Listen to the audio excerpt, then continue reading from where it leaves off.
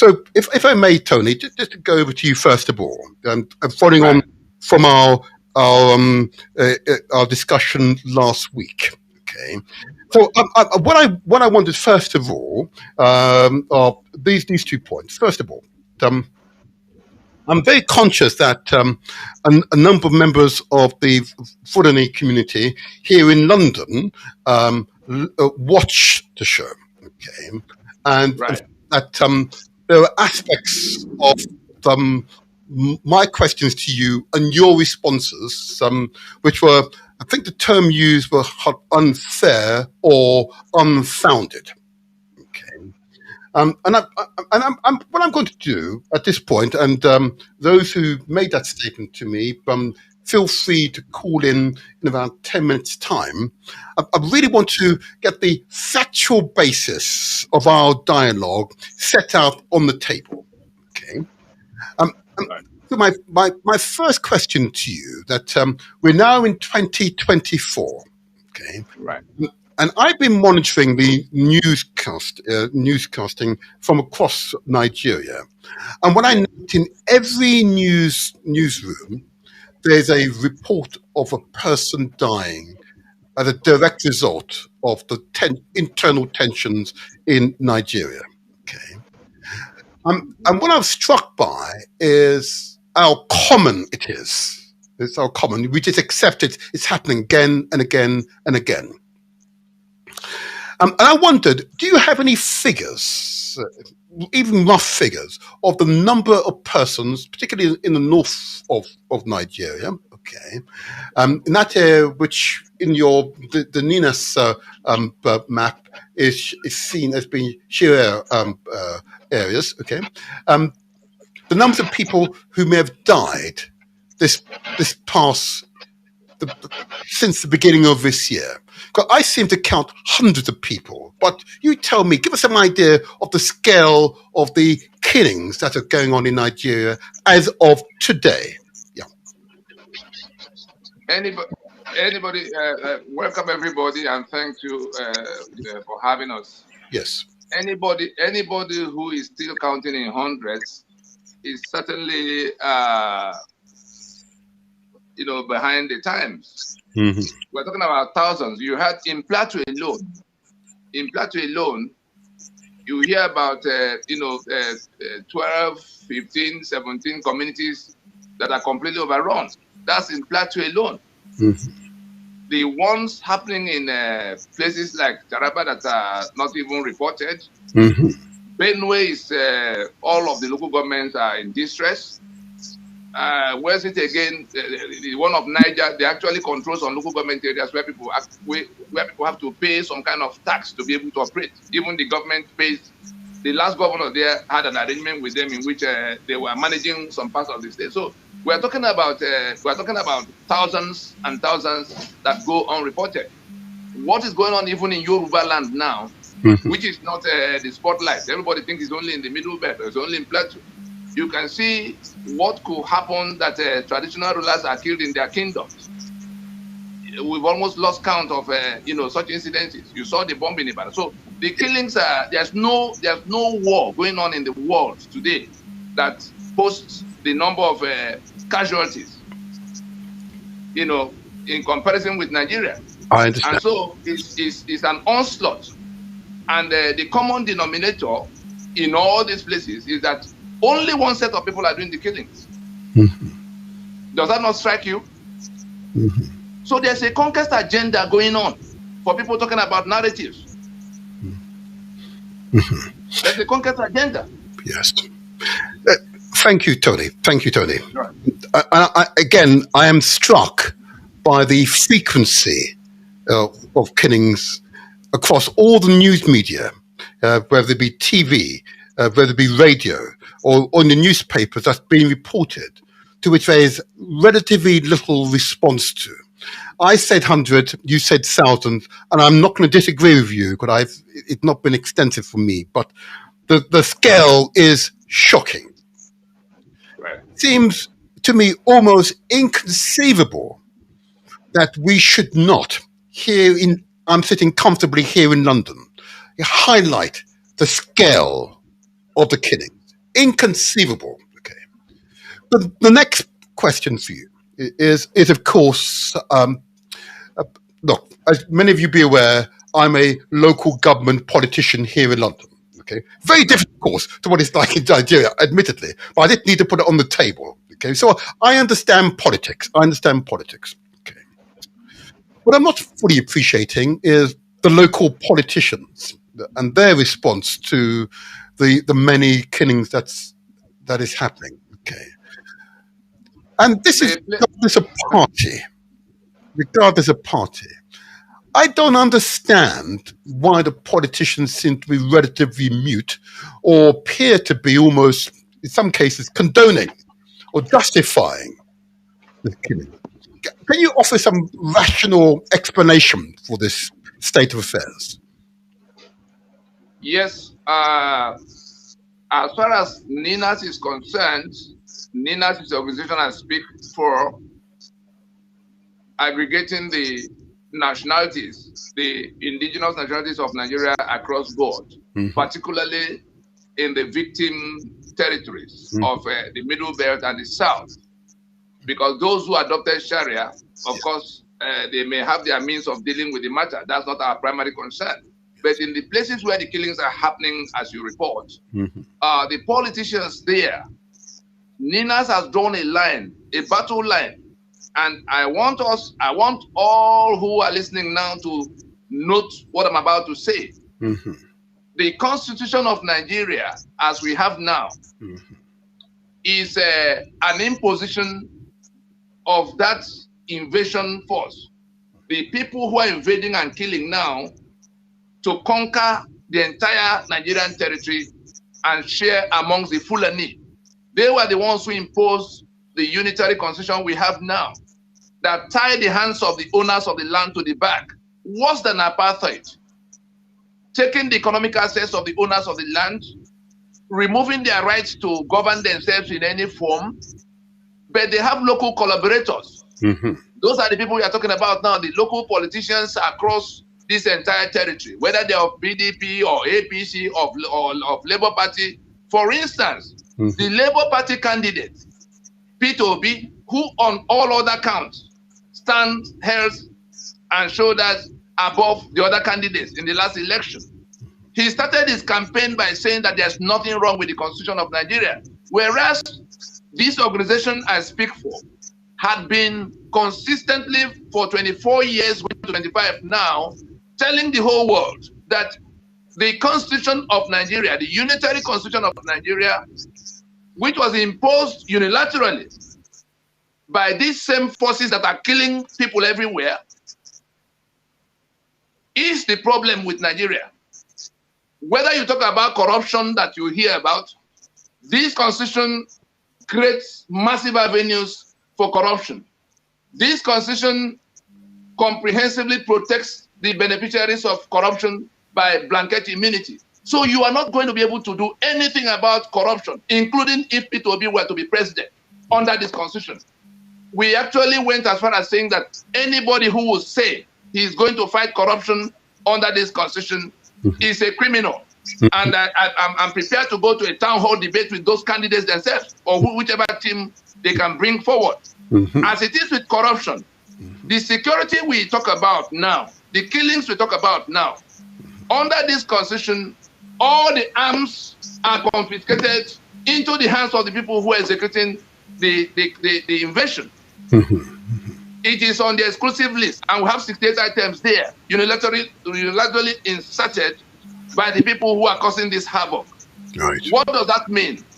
All the guns are only in the hands of the so-called federal government. So-called because our federation collapsed in 1966, and the carcass of that federation was hijacked by this caliphate, which then went on to impose this constitution, in which they inserted 68 items on the exclusive list, meaning that only the federal government will control all the arms and ammunition in the country.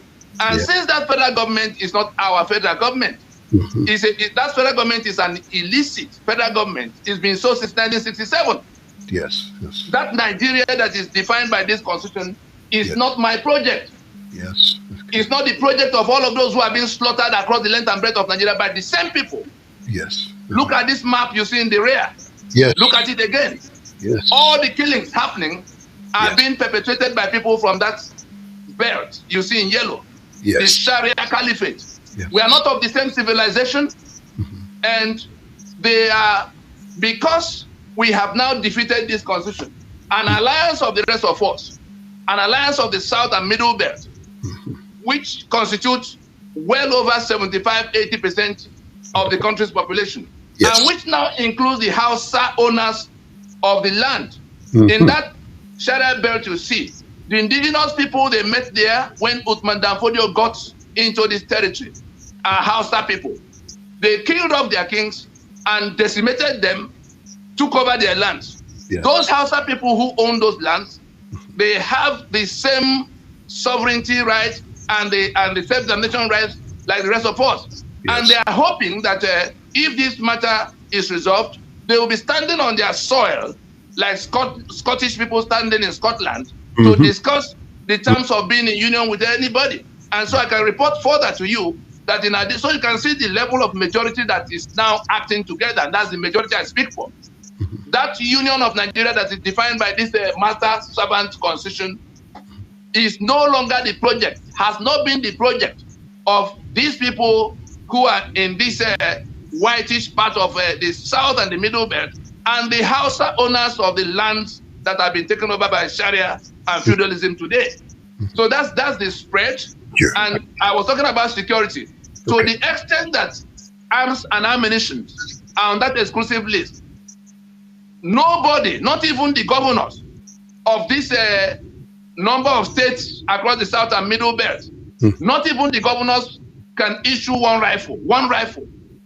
And so if as a governor, if as a politician, you were talking about politicians and their attitude to this campaign, they are standing with the enemy because they are prepared to swear to defend and uphold this constitution. They are doing the democracy you hear under a constitution that rendered their own people slaves. And so they are committing treason against their own people by joining forces with the invader that imposed a constitution. And what is their benefit for doing that? We allege that is because of the humongous sums of money that come with being a governor, with being a senator. You read the stories every day. This constitution protects them from the people. They sit in Abuja sharing trillions every month, whether they are president or governor or senator, all the way to local government area. And each of them have to swear to defend and uphold this atrocity. And so they've pitched themselves against the people they pretend to govern, against the people they pretend to represent. If I have one bullet left to tell you how bad it is, what is left? Because as it is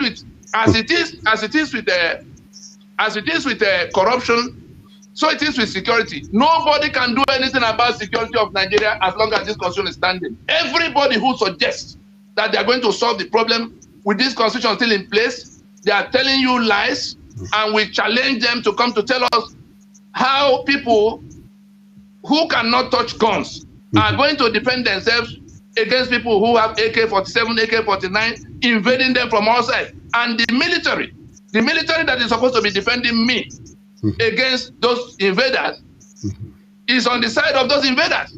Otherwise, tell me why nobody has been arrested among the thousands and thousands of people that are known to be doing this. Even when you grab them by your own effort. Once the police gets there, once the army gets there, they will turn the situation against you and say you are the troublemaker. I'm in my farm. Strangers come to the place and kill people. If a group of people mobilize and try to get hold of them, those people mobilizing to defend themselves are the ones that the security forces will descend upon. And so you heard when General Danjuma alleged, when he spoke very loudly to say that there is a collusion at the highest possible levels. When Buhari was president, it fell on me to lead a team that went to Washington to share with the U.S. that was at war with ISIS in the Middle East, that it was our president that was bringing in the ISIS from the Middle East to join forces with Boko Haram. They became ISWAP. And when people say Fulani, was it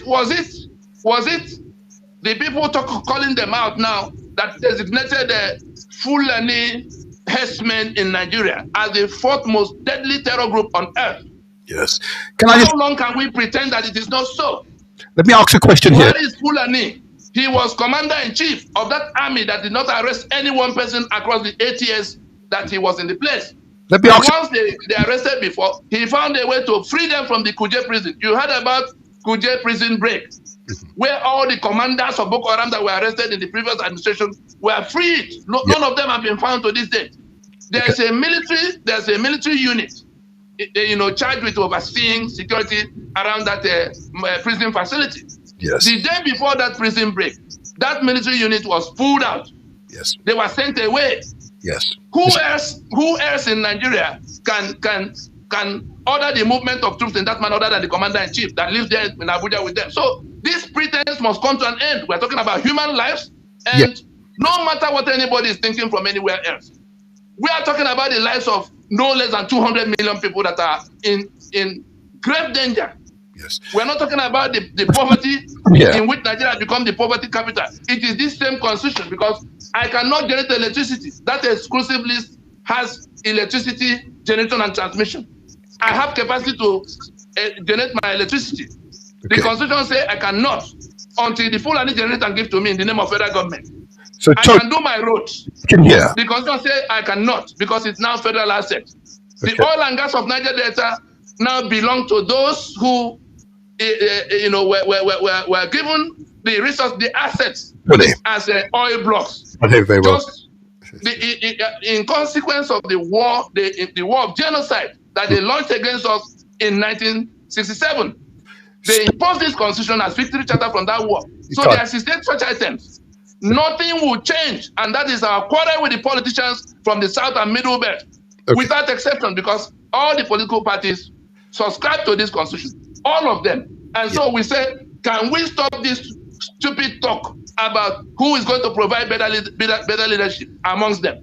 Let us do away with this constitution and go into a transition right now, because if they are not coming along on that invitation, what will happen is that, if I may ask a question, the owners of the land, and they've worked quietly we worked for 20 years before we raised the proposition by way of union dispute in 2020.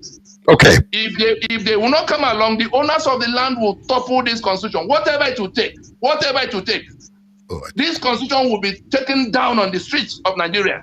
Okay. The rest of the world will read the story and watch on TV how it will be managed. But we have had 24 years shouting the way I'm shouting now, talking to them house to house without exception.